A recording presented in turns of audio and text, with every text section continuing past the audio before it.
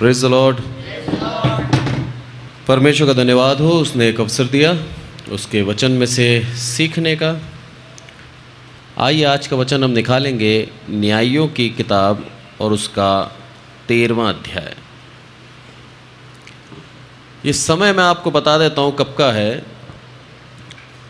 परमेश्वर ने अपने वादे के अनुसार कनान देश इनको दे दिया।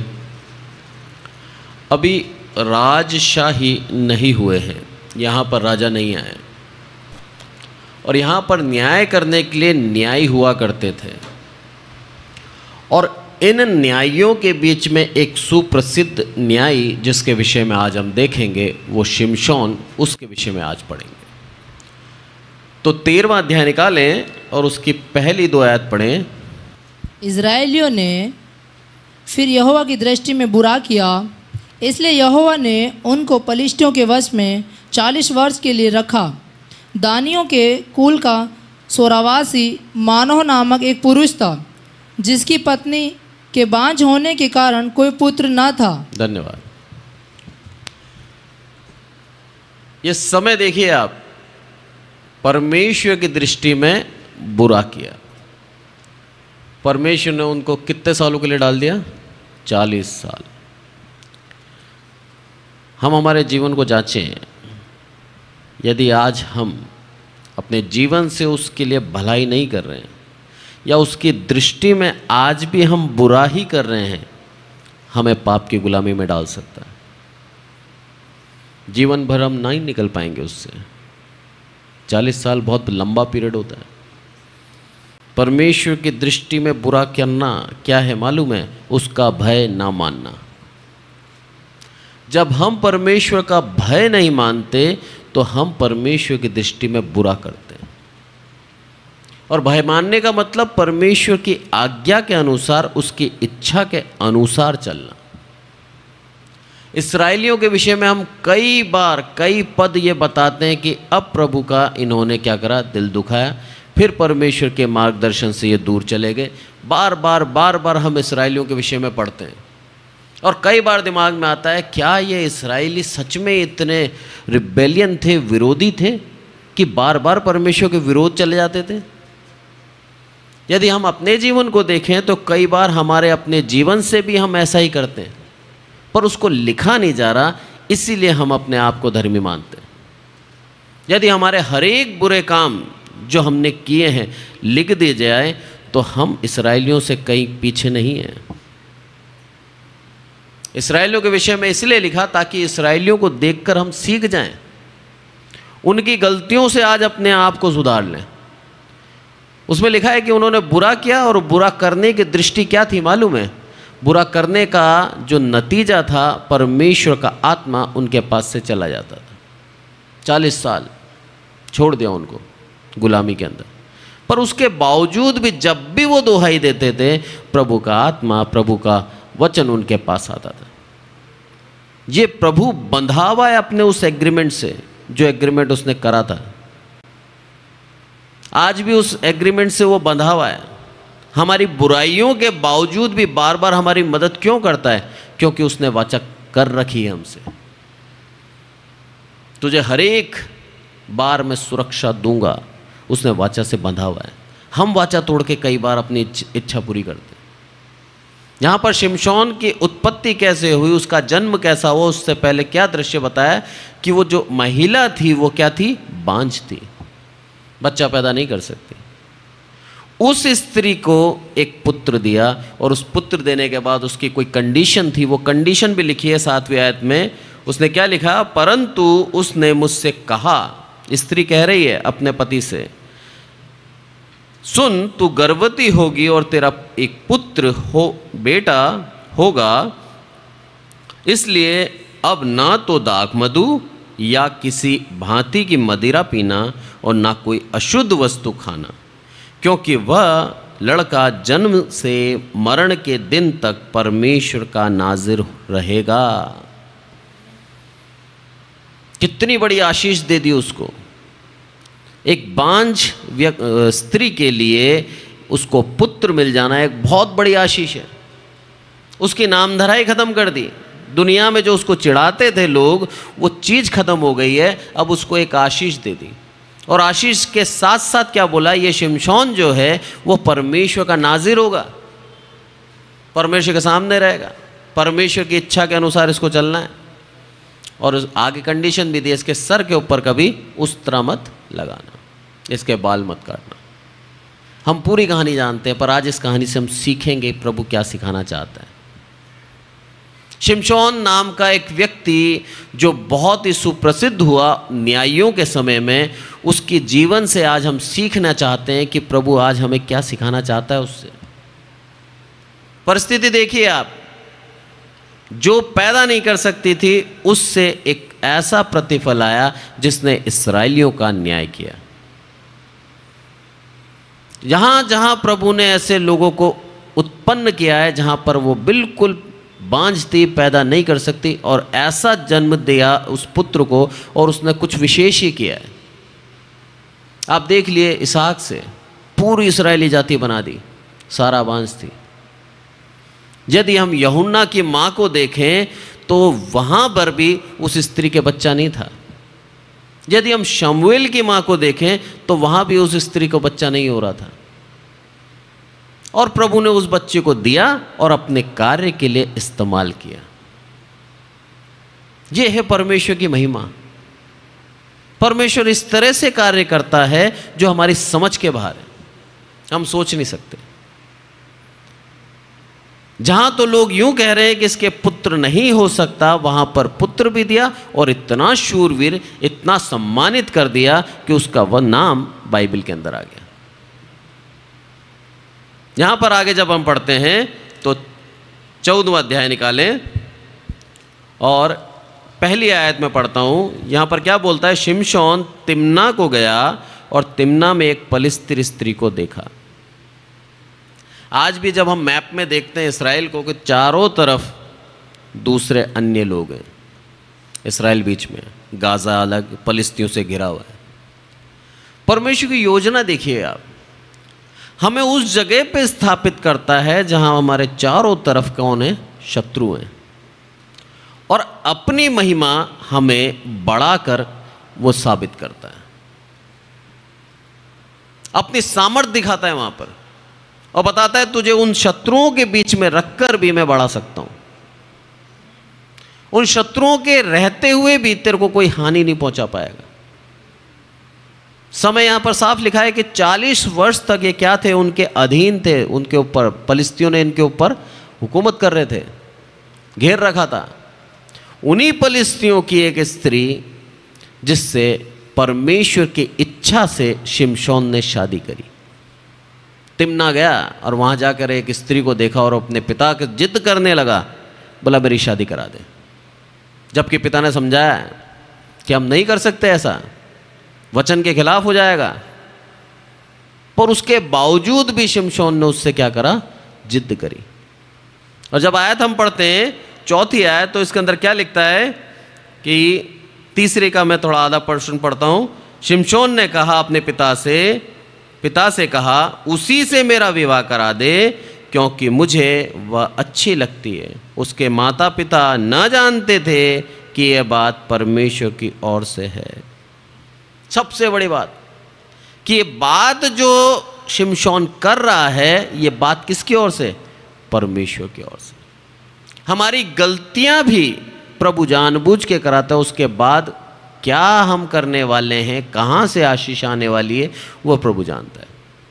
शिमशोन से जानबूझकर उस स्त्री से शादी करवाई, क्योंकि प्रभु चाहता था कि शिमशोन उसका बदला, उस स्त्री की जब विवाह हो जाएगा दूसरा, उसका बदला लेगा। ऐसे मैं बोलूँगा तो नहीं करेगा। करते हैं क्या हम नहीं करते। पर हमारे पास एक वजह होनी चाहिए, और वो वजह प्रभु देता है, तब हम कार्य करते हैं। शिमशोन को चुना, बोला तू मेरी पूरी इस्राएली जाति का न्याय करेगा, और न्याय कहलाएगा, और न्याय कहलाया वो। और उसके बाद अब उसका काम भी करना है। इतनी शक्ति दी, इतनी सामर्थ्य दी। आप देखिए आगे से पूरा हम देखते हैं, यहाँ तक उसने पलिस्तियों के ऊपर हाथ नहीं उठाया था। जब हम देखते हैं तो जवान हो गया है, शक्ति उसमें है, शेर को उसने फाड़ डाला, इतनी शक्ति है, पर उसके बावजूद भी फलिस्तियों को मारा नहीं था, क्योंकि उसके पास वजह नहीं थी। यहाँ पर परमेश्वर ने उसको एक वजह दी, भला मेरे जाति के ऊपर जो जुल्म करते हैं उनसे बदला तू लेगा, मेरी जाति को जो परेशान करते हैं उनके लिए मैंने तुझे खड़ा करा। आज हम परमेश्वर की जाति हैं, हमारे विरुद्ध में जो है उसके विरोध में प्रभु खड़ा करता है। हमें लड़ने की आवश्यकता नहीं है, हमें कुछ करने की आवश्यकता नहीं है। प्रभु ऑटोमेटिक उसके लिए खड़ा कर देगा किसी को, और हमें मालूम भी नहीं होगा। इस्राएलियों को मालूम था क्या कि शिमशोन हमारा बदला लेगा? नहीं मालूम था। पर परमेश्वर ने क्या करा, सबसे पहले उसकी शादी कराई, और शादी कराने के बाद क्या करा, उसी स्त्री को शिमशोन के संगी से ब्याह दिया। कितना दुख होगा सोचिए आप, गुस्सा आएगा ना।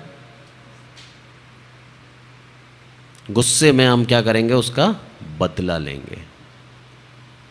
उसने भी वही किया, खड़ी फसल जला दी, लोमड़ियां बांधी 300 और उनकी पूंछ में मशाल बांध दी। कितनी शक्ति चाहिए सोचिए आप, 300 लोमड़ियां पकड़ना। एक बकरी का बच्चा पकड़ने में सांस फूल जाती है, इतनी शक्ति थी उसको। और खड़े के खड़े खेत उसके जला दिए। प्रभु हमें सिखाता है कि वो हमारे संग है, और वो हमारे शत्रुओं को हानि पहुंचा देगा यदि हम उसके ऊपर विश्वास करते हैं। और इस्राएलियों की दोहाई परमेश्वर ने सुनी।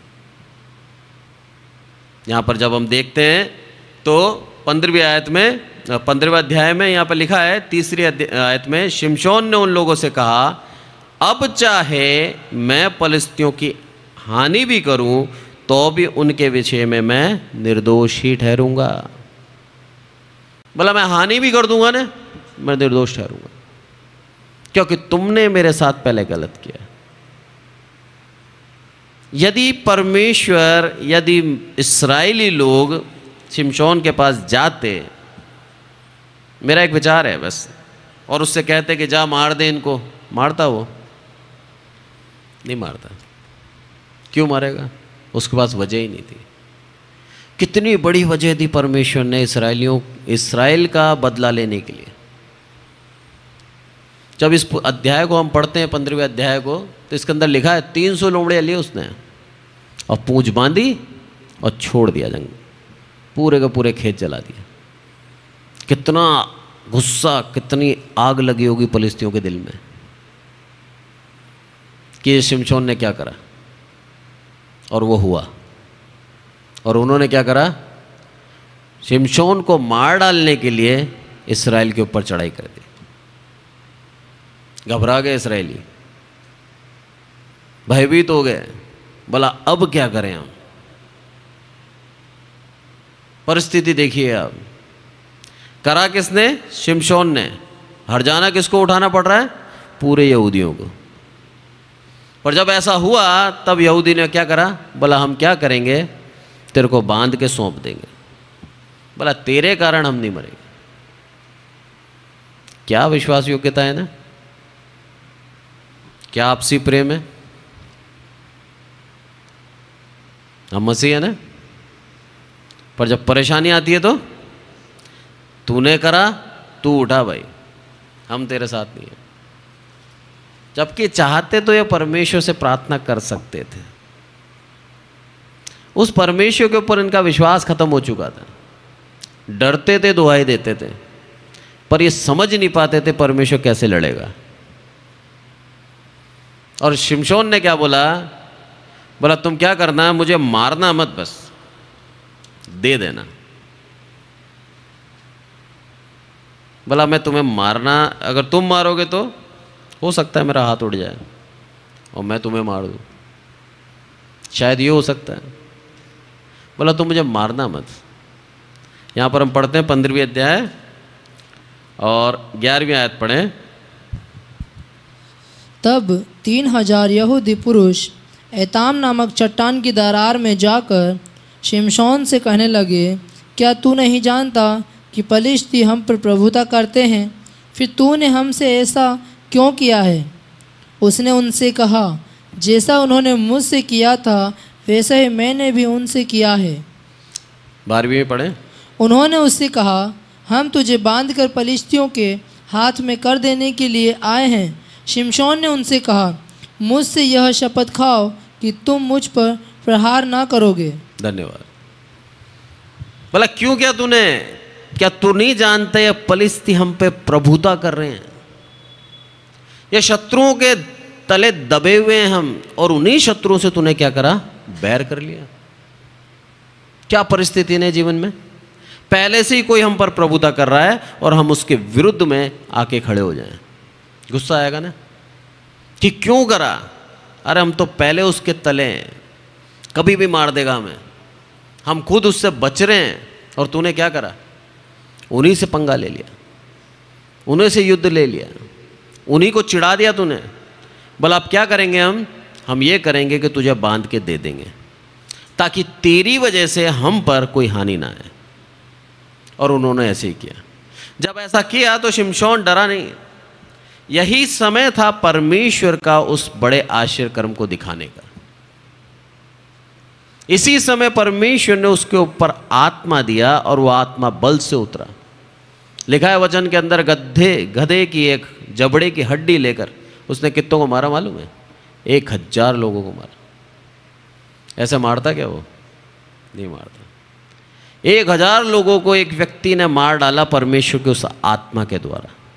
परमेश्वर चाहता था पलिश्तियों से बदला लेना, इसीलिए पूरा का पूरा खेल रचा गया। परमेश्वर जानता है हमारे बैरी कैसे हैं, परमेश्वर जानता है उन बैरियों को ख़त्म कैसे करना है, उन बैरियों की टांग कैसे तोड़नी है, वो सब जानता है। उसके लिए उसने खेल रच रखा है। हम एक मोहरे हैं, बस उसकी इच्छा के अनुसार चलते रहें, उसके नाम से हम बुराई ना करें और उसके प्रति हम बुराई ना करें। शिमशोन को जो कर्तव्य दिया गया उस कर्तव्य को उसने पूर्ण शिद्दत से निभाया। पर एक मनुष्य जब शक्ति से बढ़ जाता है गलतियां भी करता है, और वो गलतियों का जब हम आगे देखेंगे उसका नतीजा भी क्या हुआ। यहां तक शिमशोन परमेश्वर की दृष्टि में खरा था। जैसा बोला गया वैसे ही पर शिमशोन ने अपने जीवन को जिया। कभी भी उसने मदिरा नहीं पी, कभी भी उसने सर के ऊपर छुरा नहीं फिला, और वैसा का वैसा ही वो जी रहा था। और उसके अंदर शक्ति बनी हुई थी, परमेश्वर का आत्मा उसके ऊपर उतरता था, और परमेश्वर की इच्छा से उसने 1000 लोगों को मार डाला। जब हम यहाँ पढ़ते हैं 15वीं आयत में 15 के 15 में, तब उसको गधे के एक जबड़े की नई हड्डी मिली और उसने हाथ बढ़ाकर उसे ले लिया और उससे 1000 पुरुष को मार डाला। तब शिमशोन ने कहा, गधे के जबड़े की हड्डी से ढेर के ढेर लग गए, गधे के जबड़े की हड्डी से मैंने 1000 पुरुषों को मार डाला। कोई हथियार नहीं है, सोचो उनके पास हथियार हैं। वो तो इसके ऊपर चढ़ाई करने आए थे, वो आए थे ताकि यहूदियों को मारें, और हुआ क्या? 1000 पुरुष को एक ने ही मार दिया, हथियार वालों को मार दिया निहत्थे ने। ये परमेश्वर की सामर्थ्य है। हमें डरने की आवश्यकता नहीं है। हमारे लिए मेरा प्रभु एक व्यक्ति को खड़ा करता है। आज हमारे लिए उस व्यक्ति का नाम है प्रभु यीशु मसीह। हमारे लिए खड़ा है वो। हमारे शत्रुओं को नम्र कर सकता है वो। हमारे शत्रुओं को ऊपर हमारी विजय प्राप्त करा सकने की सामर्थ्य रखता है वो। आज वो है हमारा न्यायी, वो है हमारे संग संग चलने वाला। हमारे शत्रुओं के सामने दीवार बन के खड़ा हो जाता है। हमारे ऊपर प्रहार करने आते तो हैं, जीत नहीं पाते। चाहते तो हैं हमें ख़त्म कर देना, कर नहीं पाते, क्योंकि उस वाचा से मेरा प्रभु बंधा हुआ है और हमें हर बार सुरक्षा देता है। शिमशोन ने अपने जीवन से वही किया जो प्रभु चाहता था। एक गलती करिए, उस गलती का उसने हर्जाना भी भुगता। यहाँ पर हम देखते हैं 16वीं आयत में, 16वें अध्याय के अंदर पहली 2 आयत पढ़ें। तब शिमशोन गाजा को गया और वहाँ एक वेश्या को देखकर उसके पास गया जब गाजावासियों को इसका समाचार मिला कि शिमशोन यहाँ आया है, तब उन्होंने उसको घेर लिया और रात भर नगर के फाटक पर उसकी घात में लगे रहे और यह कहकर रात भर चुपचाप रहे कि भोर होते ही हम उसको घात करेंगे। घात में बैठ गए। और ये गाज़ा वही है जो आज का गाज़ा है, कोई अंतर नहीं है। आज भी गाज़ा और इस्राएल का युद्ध है, उस समय भी था। सोचिए, हजारों साल बीत गए पर इनकी दुश्मनी खत्म नहीं हुई। आज भी फलस्तीन और यहूदियों के बीच की दुश्मनी है और प्रभु यीशु मसीह के दूसरे आगमन तक रहेगी। युद्ध पे युद्ध हो रहे हैं, आगे भी होंगे। उस समय भी ये लोग चाहते थे इस शिमशोन को मार डालना, क्योंकि इसने इनके 1000 लोगों को मारा था। और देखिए आप, उन्हीं की जगह जाता था और वहाँ पर जो इसने गलती करी, वो गलती ये थी कि ये उस औरत के पास गया जो इसकी खुद की दुश्मन थी और इसके पीछे पड़ गई। ये औरत जिसका नाम दलाइला पीछे पड़ गई इसके, बार बार इससे पूछती थी, तेरे बल का राज बता, तेरे बल का राज बता। और इसने बताया। शैतान हमारे मुख के वचन सुनता है, ध्यान रखें आप। मुख से निकालने से पहले, मुंह से निकालने से पहले 10 बार सोचें, हमारे मुंह के वचन वो सुनता है। द्वार के पास ही खड़ा रहता है। अपनी कोई भी ऐसी बात ना बोले मुख से जो वो सुनकर हमारे ऊपर प्रहार करे। कौन हमारी मदद करता है? ना बोले। ये जैसे ही हम बात करते हैं, जैसे ही बोलते हैं, हमारी वो मदद खत्म हो जाती है। क्योंकि शैतान आगे से आगे जैसे ही सुनता है, हमारे लिए कांटे बोता जाता है। मन की बात नहीं सुन सकता, वो हमारे मुंह से निकलता है तभी सुनता है। मन की बात नहीं सुन सकता। मन में आप धन्यवाद दो पर किसी के सामने ना बोले। कितना बड़ा दुख उठाया इसने। उस दलाइला को जैसे ही बोला इसने कि मेरी शक्ति मेरे इन बालों में है, क्योंकि मैं शुरू से लेकर अभी तक और मृत्यु के दिन तक परमेश्वर का नाजिर हूं, मुझे उसने चुना है, इसीलिए मेरे सर के ऊपर अभी तक उस तरह नहीं फिरा। जैसे ही फिर जाएगा मेरे सारा बल चला जाएगा। अब आप देखिए, एक शारीरिक बल क्या बालों में था? क्या उसके नहीं था। बालों का जो आज्ञा दी थी परमेश्वर ने, उस आज्ञा के पालने में उसका बल था। जब हम परमेश्वर की आज्ञा अक्षरशः पालन करते हैं, जैसा लिखा है वैसा ही पालन करते हैं, हम में सामर्थ बनी रहेगी, हम में उसकी आत्मा बनी रहेगी। पर जैसे ही हम उसकी आज्ञा का पालन नहीं करते, हमारे अंदर से वो आत्मा हटा देता है। शिमशोन के अंदर से हट गया था वो आत्मा। अब उसके अंदर बल से नहीं उतर रहा था। पूरा का पूरा शिमशोन के आगे जब हम देखते हैं तो तुरंत एक निर्बल, एक सामान्य व्यक्ति बन गया ये, जिस व्यक्ति ने 1000 पुरुष को मारा था। इसका बल देखिए आप। इसका बल नहीं था, परमेश्वर का आत्मा इसके ऊपर उतरा था, उसका बल था वो। परमेश्वर हमें आज्ञा देता है आज भी कि यदि अपने जीवन को हम सार्थक बनाना चाहते हैं, उस उद्धार को पाना चाहते हैं, तो हम परमेश्वर की आज्ञा के अनुसार चलें, हम उसकी आज्ञा को मानें, और जब तक उसी की आज्ञा के अनुसार चलेंगे हमारे जीवन में आशीष बनी रहेगी। पर हम करते क्या हैं? उसकी आज्ञा का उल्लंघन करते हैं और उल्लंघन करने के द्वारा हमारी आशीष को हम खुद खत्म करते हैं। परेशानी आती नहीं है, परेशानी हम खुद लेके आते हैं, हमारे मुंह के वचनों के द्वारा, हमारे अहम के द्वारा। हमारे वचन ऐसे कई बार कह देते हैं जिससे हमारे अहम झलकता है, प्रभु वहीं हट जाता है। बोला अब तू कर। करते हैं ना हम लोग कई बार, मैंने ऐसा करा। जहाँ बोल दिया आपने मैंने ऐसा करा, वहीं ख़त्म हो आप। प्रभु की आत्मा के द्वारा मुझे उसने चुना और मैं कर पाया, ये होनी चाहिए हमारी गवाही। हम खुद की महिमा ना करें। हम खुद कुछ नहीं है जब तक उसका आत्मा हम में नहीं है। शिमशोन अपने आप में कुछ नहीं था, एक साधारण व्यक्ति था। ये चीज़ दर्शाती है।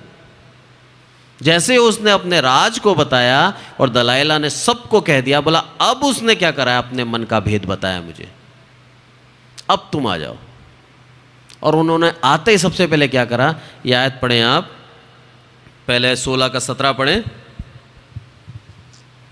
तब उसने अपने मन का सारा भेद खोलकर उससे कहा, मेरे सिर पर छुरा कभी नहीं फिरा, क्योंकि मैं माँ के पेट ही से परमेश्वर का नाजिर हूँ। यदि मैं मुंडा जाऊँ तो मेरा बल इतना घट जाएगा कि मैं साधारण मनुष्य के समान हो जाऊँगा। यदि मैं मुंडा जाऊँ, यदि मेरे बालों को काट डाला जाए, तो वो जो वाचा है मेरे परमेश्वर की और मेरे माँ के बीच में जो हुई थी, वो वाचा टूट जाएगी। माँ को बोला था ना उसने, कभी उस तरह मत फेरना। वो वाचा उसके साथ बंधी हुई थी। जैसे उस तरह फेरा गया, वो वाचा टूट गई। और वो टूटते ही क्या हुआ, वो एक साधारण मनुष्य बन गया। आज हमसे वाचा बांधी है उसने कि हमें सुरक्षा देगा, हमें आशीष देगा। हमें क्या करना है, हमें उसको अपना प्रभु करके ग्रहण करना है। जब हम उसको प्रभु करके ग्रहण नहीं करते, सिर्फ नाम के लिए वो हमारा प्रभु है, तो वाचा से हम खुद तोड़ते हैं।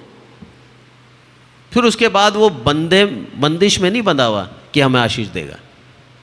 वाचा हमने तोड़ी हमारी तरफ से, वाचा इसने तोड़ी इसकी तरफ से। जैसे ही बोला उसने उस तरह फेर दिया, और उस तरह फेरते ही क्या हुआ, साधारण मनुष्य बन गया। और यहां पर जब 21वीं आयत क्या बोलती है, तब फलिस्तियों ने उसको पकड़कर उसकी आंखें फोड़ डाली और गाजा को ले जाके पीतल की बेड़ियों से जकड़ दिया, और वह बंदी गृह में चक्की पीसने लगा। साधारण व्यक्ति बन गया। क्या था वो, एक शूरवीर जिसके नाम से थर थर कांपते थे लोग। जैसे परमेश्वर से उस वाचा को उसने तोड़ा, एक साधारण व्यक्ति बन गया। और उसका प्रतिफल देखिए आप, उसका दंड देखिए आप, उसकी आंखें फोड़ डाली गई। प्रभु सिखाता है या तो उसकी तरफ निगाह करके रखें, नहीं तो हमारी दृष्टि किसी काम की नहीं है। उसने परमेश्वर से दृष्टि हटाकर उस दलाइला की प्रीत में रखा। वो नहीं चाहता था दलाइला को दुख देना। दलाइला ने परेशान कर रखा था उसको, बोला नहीं चाहता था वो दलाइला को झूठ बोलना। उसने सच बोला, और सच बोलते ही उसकी आंखें चली गई।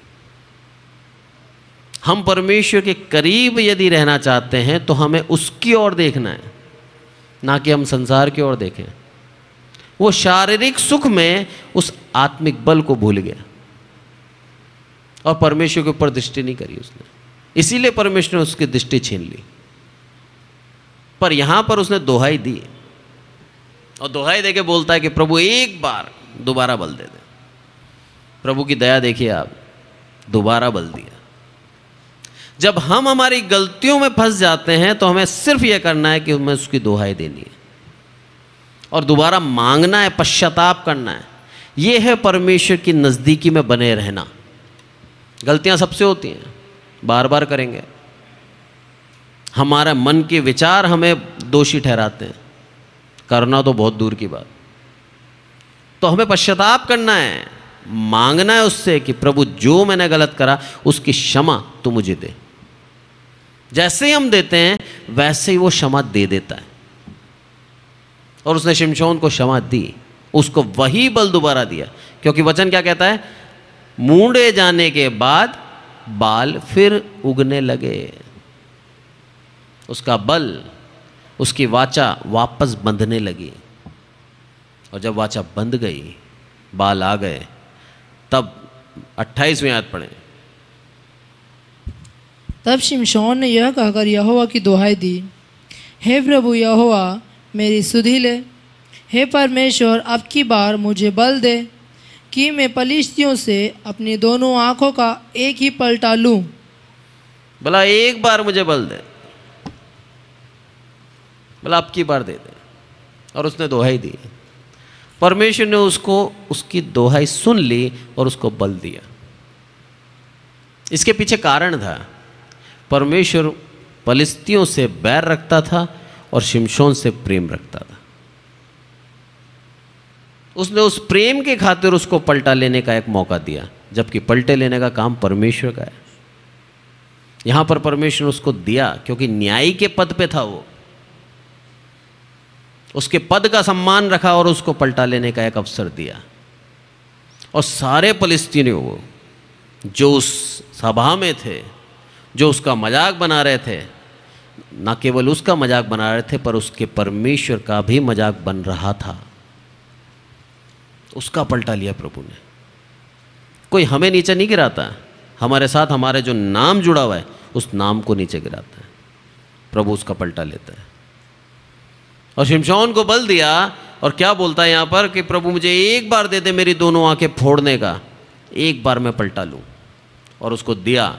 और यहाँ पर 30वीं आयत बोलती है, और शिमशोन ने कहा फलिस्तियों के संग मेरा प्राण भी जाए, और वह अपने सारा बल लगाकर झुका, तब वह घर सब सरदारों और उसमें के सारे लोगों पर गिर पड़ा। इस प्रकार जिनको उसने मरते समय मार डाला वह उनसे भी अधिक थे जिन्हें उसने जीवन में मार डाला था।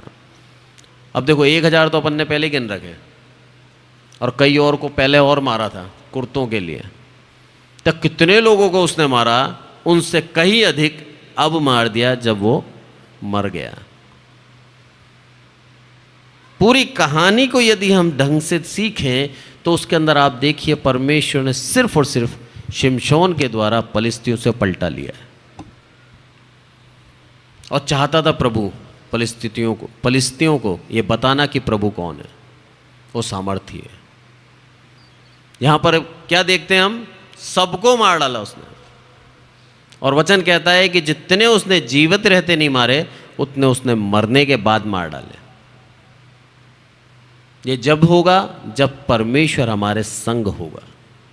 और परमेश्वर संग कब रहता है, जब हम उसका भय मानते हैं, उसकी इच्छा के अनुसार चलते हैं, उसके वचन के अनुसार अपने आप को बनाते हैं, तब परमेश्वर हमें अपने आत्मा से आत्मा देता है। आज के वचन से हम सबको आशीषित करें। आइए प्रार्थना करें। हे हमारे प्रभु, हम सबको संभाल कर रखते हैं, इसलिए आपका धन्यवाद मेरे प्रभु। सारी आदर महिमा आपको देते हैं मेरे प्रभु। सच में मेरे प्रभु आपने एक व्यक्ति के द्वारा हमें सिखाया, उसके जीवन के द्वारा, यदि आप हमारे संग हैं तो हम सब कुछ कर सकते हैं, और यदि आप हमारे संग नहीं हैं तो हम एक साधारण मनुष्य हैं। मेरे प्रभु आपका बल, आपकी दया हमारे ऊपर है, इसलिए आपका धन्यवाद देते हैं। हमें आप चुनते हैं आपकी महिमा के लिए। हाँ, चाहकर भी शत्रु हम पर प्रबल नहीं हो पाता, सिर्फ आपकी दया है। मेरे प्रभु सारी आदर महिमा आपको देते हैं। हम घटें आप बढ़ें, प्रभु यीशु मसीह के नाम से मांगते हैं, आमीन।